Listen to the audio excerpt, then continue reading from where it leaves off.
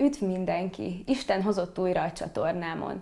A Reflektorfényben mai részében vendégem Bartalis Izabella, a Hargita megyei Hagyományőrzési Forrásközpont menedzsere, Seprődi díjas karvezető, valamint zenepedagógus. Üdvözöllek! Én is üdvözöllek szeretettel. Mesélnél nekem egy kicsit az első élményedről a zenével? Hol kezdődött ez a szerelem? Hát, mint mindenki másnak, azt hiszem, az első élményei, legalábbis nekem, azt hiszem, szerencsés is vagyok, mert nekem a családom van. Tehát, hogy mikor volt legelső, nagyon nehéz behatárolni, mert én ebben születtem. Én ebben nőttem fel. Nekem édesapám citerán játszott, hegedűn játszott, mandolinon játszott, tehát minden hangszert megszólaltatott, ami a kezébe került. Tehát én tulajdonképpen azt is mondhatom, hogy születésem pillanatától kapcsolatban vagyok a zenével. Úgyhogy ez egyértelmű, hogy belenevelődtem automatikusan, alig kezdtem járni, már mellette álltam, és énekeltem mellette vele. Már elemi osztályos koromban énekversenyekre jártam, hangszeren tanultam játszani, baletteztem, tehát nekem a művészet, a klasszikus zene, a népzene az életem része volt, minden napjaim része volt. A zeneiskolát végeztem Sasliszentgyörgyön, tehát ahogy befejeztem, már 8. osztályt végeztem a zeneiskolában, az akkor frissen induló zeneiskolában, ma már ugye több mint 20 éves múltja van, és azt követően pedig tanítóképző zenetanárit végeztem Magyarországon, azután pedig gyakorló pedagógusként dolgozom, tehát több mint 20 éve, éven keresztül tanítottam a zenét. Általános iskolában, azt követően tanítóképzős diákoknak és elemi osztályosoknak, meg fejlesztő pedagógusként is folyamatosan a zenével tanítottam a gyerekeket. Úgyhogy most jelenleg a doktoriskolának, a Debreceni Egyetem doktoriskolának vagyok a hallgatója, nevelés és művelődéstudományok szakon, és ott is szintén zenepedagógiai területen végzem a kutatásaimat intenzíven. A kultúra területén is, és a zenepedagógia területén is kutatásokat végzek. Ugye említetted, hogy Debrecenben folytatod épp a doktori tanulmányaidat. Erről mesélnél pár szót? Igen, hát azért indultam el ezen a pályán, hogy doktoriskolát végezzek, mert a legfontosabb célom, és azt hiszem küldetésem ebben az életben, hogy szeretném, hogyha minél több pedagógus megérteni azt, hogy a zenével való nevelés által sokkal eredményesebb lehet a munkájuk bármilyen tantárgy keretében. Nagyon jó tanáraim vannak kint, és nagyon sok kutatásban részt vettem eddig is, és folyamatosan a saját kutatásom mellett, amiből sokat-sokat tanultam. És azt remélem, hogy mindazt a tudást, amivel ott tudtam gyarapodni, lehetőségem lesz majd itt átadni, és megalapozottan átadni. Lenyűgöző az, ahogyan erről beszélsz, az a szeretet, amit én látok a szemeidben a szakma iránt, ez tényleg lenyűgöző. És karvezetőként hogyan látod a klasszikus zene jövőjét, a zeneoktatás jövőjét? Sajnos, hogy az iskolai programokhoz visszatérünk, mert ott van a gyökere. Ugye ezt általános iskolában kéne a kórus éneklést is megszeretetni a gyerekekkel. És mivel látjuk, hogy nincsen erre órakeret adva, és nagyon iskola vezető függő az, hogy mennyire fektet hangsúlyt erre a tevékenységre. Mert amennyiben hangsúlyt fektet erre a tevékenységre, biztosít keretet arra, hogy legyen a gyerekeknek lehetőségük a kórus éneklésen részt venni. A gyerekeknek igényük van, volt és lesz erre. Csak lehetőséget kell nekik biztosítani arra, hogy megismerjék. Ott van a probléma elásva, hogy igény lenne rá, amennyiben megismertetnénk a gyereket, hogy mit jelent az, hogy kórusban énekelni. Mert természetesen, hogyha ezzel nem találkozik diák korában, akkor felnőtt korában még kevesebb az esélye, hogy találkozzon rá, meg még kevesebb az igénye rá. Mert nem tudja, hogy mit veszít azzal, hogyha nem részese egy ilyen aktivitásnak. Tehát amennyiben az iskolai rendszer nagyobb hangsúlyt fektetne a zenei nevelésre, és azon belül a kórus sok létrehozására is, biztos vagyok benne, hogy igény van rá, és lenne rá, mert a zene az nem egy kórfüggő, az emberi léleknek az igénye. Csak ezt fel kell ismerni. És vannak jó kórusok, tehát a tapasztalatom az, hogy azért vannak iskolák, ahol tényleg hangsúlyt fektetnek rá, és ha nehez enni is, de megoldják azt, hogy legyen kórus az iskolában, és akkor utána már lehet építeni. Már ha kikerül az életbe, utána elmegy egy egyházi kórusba énekelni, egy világi kórusba énekelni.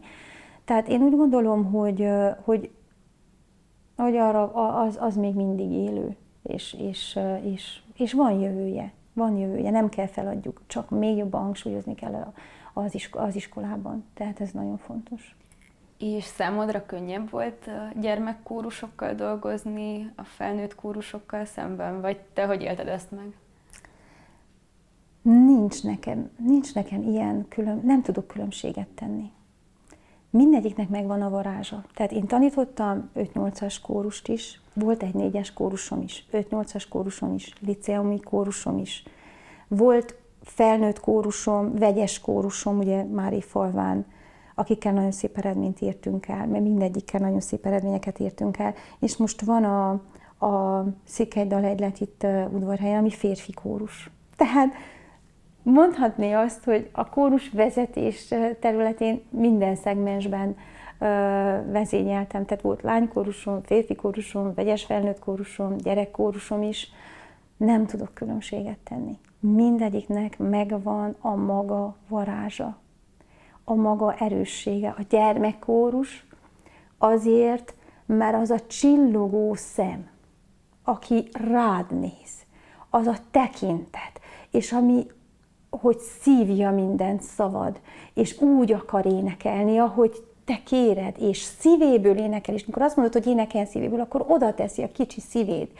És utána az öröm, ami megszületik, ami után te egy óra után is, egy egyszerű kórus után is, hogy mit jelent, amikor meghallják, megtanítod meghallani a harmóniákat, mert ezt is meg kell tanítani nekük. De amikor felfedezte a harmóniának a szépségét, kórusóra után odajön és megölel, hogy köszönöm szépen, tanárén, és mikor lesz a következő kórusóránk. Hát ez fantasztikus, hát ennek megvan a varázsa. A lánykórus, ugye, hát annak meg volt a varázsa, szintén, annak meg volt a magas szintje, amit azt sikerült elérni. A vegyes kórussal szintén nagyon jó eredményeket értünk el, és mindig, amikor mondta az egyik kórustak, hogy mondtam, hogy na még egyszer, hogy legyen jobb, és mondta, hogy ő megszámolta, hogy a 78-szor énekeljük most azon a próbán. Ő megszámolta, de a végén, amikor megszületett az eredmény, és amikor elmentünk, és akkor jeleztem előtte nekük, hogy csak ennyit intettem, hogy szívből kell énekelni. És a színpadra felállva, mikor énekelték, tényleg zongorakíséret, hegedűbetét, minden volt benne. És láttam, hogy annyira átérték azt a művet, hogy a szemük tele van könnyel, akkor azt mondtam, hogy megéri csinálni. Tehát annak is meg volt a szépsége. És most a férfi kórus, hát ez egy férfi energiabomba. Ugye teljesen más, egyértelmű, de megvan annak is az ereje, a varázsa és a küldetése a férfi kórusnak. És velük is nagyon szeretek dolgozni, már egy 153 éves múlttal rendelkező kórusról beszélünk, aminek megvan az etikai szabályzata, megvan a vigasságfelelős, megvan a kasszás, megvan a titkár, megvan az elnök, minden tisztség, és ez már évek óta, 150 akárhány éve így működik. Tehát ennek megvan a varázsa, az a tisztelet, ami ott ha van olyan kórustag, aki 55 éve énekel a kórusba. Tehát ez egy újabb élmény számomra, és örülök, hogy az élet így vezetett, hogy minden korosztályban taníthattam kórust. A pedagógiai munkádon kívül és a karvezetői munkásságodon kívül ugye még itt van a Hagyományőrzési Forrásközpont is, aminek a menedzsere vagy. Ez miből áll? Miből áll menedzselni egy ilyen központot? Igen, ez egy nagy kihívás. 2018 óta végezem ezt a feladatot itt Székelyudvarhelyen. A Hargita megyei tanácsnak egy alárendelt intézménye a Hargita megyei Hagyományőrzési Forrásközpont, amint a nevében is benne van, tehát mi a hagyományőrzéssel és a kulturális életnek a működtetésével foglalkozunk itt a megyében és Udvarhelyszéken. Sokrétű tevékenységünk van, úgyhogy itt már nem csak a zenével dolgozom, hanem minden, ami művészet. Tehát a népművészettel, a képzőművészettel, a zeneművészettel egyaránt dolgozunk. Rengeteg kulturális programunk van, nem csak a régióban, ami megyeszintű is. Igyekszünk a hagyományőrzés mellett, tehát a hagyományos mesterségek, szokások mellett a klasszikus vonalra is hangsúlyt fektetünk, tehát klasszikus koncertek megszervezésére is nagy figyelmet fordítunk. Ez mellett népzenei, néptánc programjaink vannak, szervezünk nem csak Udvarhelyen, hanem egész vidéken, egész megyében, sőt megyén kívül is vannak programjaink, és képzésünk is van, természetesen ezen a részen, tehát igyekszünk olyan programokat megvalósítani, ahol a gyermekekhez közelebb visszük a néphagyományt, a népművészetet, megismertetjük velük, elvisszük különböző településekre, tájházakra, ahol megismerhetnek népi mesterségeket. Már ez azért egy nagyon fontos küldetés, hogy itt a még élő népi mesterségekkel megismerkedjenek, és hát ha kedvet kapnak, és megtanulják azokat. De ez az utóbbi időben itt legalábbis Udvarhelyen, és nagyon örülök neki, hogy nem csak Udvarhelyen, hanem egész Erdélyre, és azt hiszem egész Magyarságra mondhatjuk azt, hogy egyre nagyobb népszerűségnek örvend a népzene és a néptánc. A tiszta népzene visszatanulása, már ezt vissza kell tanulják. Most az utóbbi években figyelünk arra, hogy autentikus népzenét tanítsunk vissza, autentikus néphagyományokhoz kötődő szokásokat erősítsünk, biztassunk közösségeket, hogy tartsák meg az adott hagyományt, és ne hagyják elvészni, és a fiatalok is tanulják. Úgyhogy nagyon sokrétű tevékenységünk van. Ez mellett természetesen könyvkiadással is foglalkozunk, tehát történelmi jellegű kiadványaink vannak, és olyan kiadványaink, ami a néphagyományhoz, népszokásokhoz köthető. Úgyhogy ez mellett ott van a Szikulusz Fesztivál, ugye, ami szintén egy nagyon fontos része az intézményi tevékenységünknek. 2018 óta lett újra megrendezve, 1970-ben volt az első, ez egy ilyen könnyűzenei táncdalfesztivál volt akkor, ma most már teljesen kezdő zenekaroknak egy indulási lehetőséget biztosít, és egyre erősödik a mezőny, és jól látni azt, hogy Erdélyben nagyon sok zenekar van, aki saját dalt ír magyar nyelven. És végezetül még lenne egy utolsó kérdésem hozzád. Mit üzennél azoknak a fiatal zenészeknek, valamint zenetanároknak, akik erre a pályára készülnek, és aktívan szeretnének foglalkozni a zenéléssel?